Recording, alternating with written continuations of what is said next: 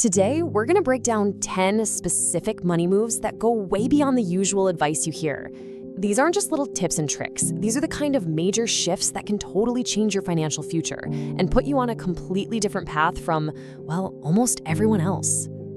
And this really gets to the heart of it. Getting ahead isn't about doing 1,000 tiny things right. It's about making a handful of really powerful, really strategic moves at the right time. So, what are they?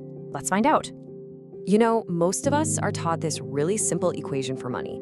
Get a job, work hard, get a raise, upgrade your life. And then just repeat that over and over. But that cycle, that's exactly what keeps people running in place. We're here to talk about how to break it for good. Okay, so the first few moves, they aren't even about action. Not yet. They're all about perspective. It's about changing the very game you're playing by, well, changing how you keep score. This right here is a massive shift in thinking. See, focusing on your income, that just measures your activity. It's how much cash is passing through your hands. But focusing on your net worth, that measures what you actually keep. It's what you own minus what you owe. That is the real score.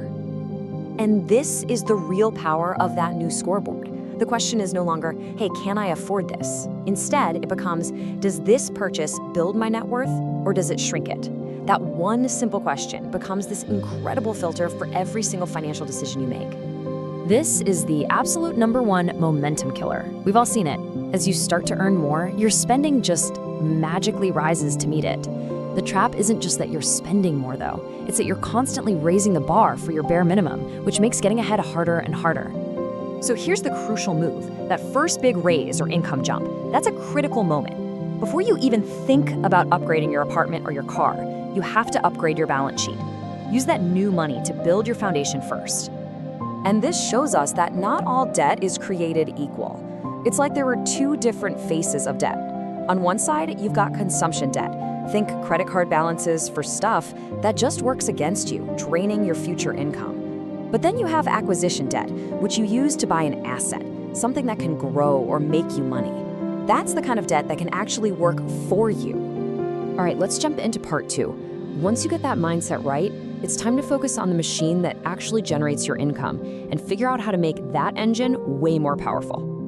We really need to think bigger about what an asset is, especially early on. It's not just about stocks and real estate. Your first real assets might be a faster computer that saves you hours every week, or a course that teaches you a super high-value skill. An asset is anything that removes friction and makes you better at what you do. And this brings us to a huge trade-off. It's all about delaying just a little bit of comfort right now for a much, much better strategic position later. Every dollar you spend should be looked at through this lens. Does it improve my long-term position? This table just lays out the two paths so clearly. The salary path makes you totally dependent on your employer, on getting that next promotion, on getting permission to advance. But the skill path, that builds independence. You become valuable to the entire market, not just one company. And these are what are called leverage skills. Perfect name, right? Because they act just like a lever for your career. Each new one you get multiplies the power of all the others. When you start stacking these skills, 1 hour of your time produces so much more value than it did before. And this is a huge one. This is the first real step from just earning a living to actually building wealth. Your salary is what you get for your time right now. But equity, that's owning a piece of the future value you're helping create. One pays the bills, the other can literally change your life. Okay, so you've shifted your mindset, you've upgraded your earning engine. The next stage is about changing your entire environment to unlock some seriously exponential growth.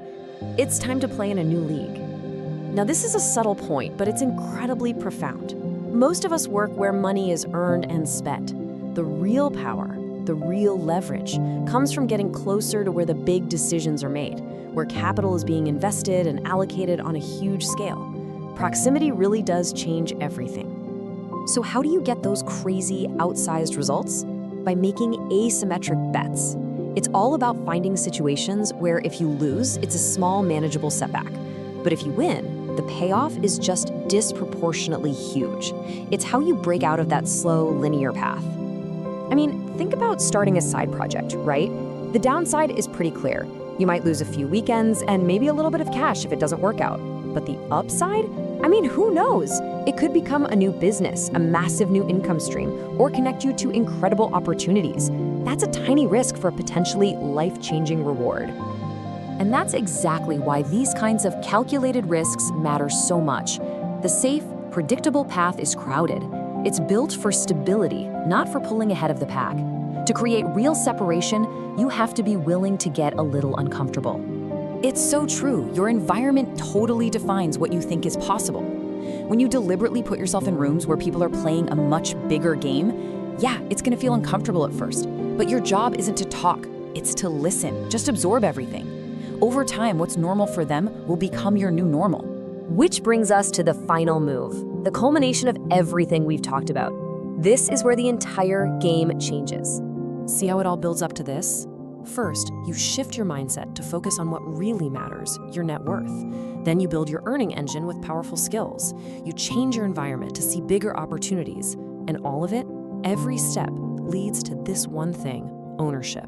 And this is the ultimate difference, right here. Labor is trading your time for money. It's always limited by the number of hours in a day. Ownership, on the other hand, is getting paid by what your assets, your capital, can generate. It works for you 24/7, even when you're sleeping. And that is the ultimate goal. The moment your assets, what you own, start generating more income than your day job, that is the point of true financial freedom. The question isn't, how do I earn more anymore? It simply becomes, what do I want to do next?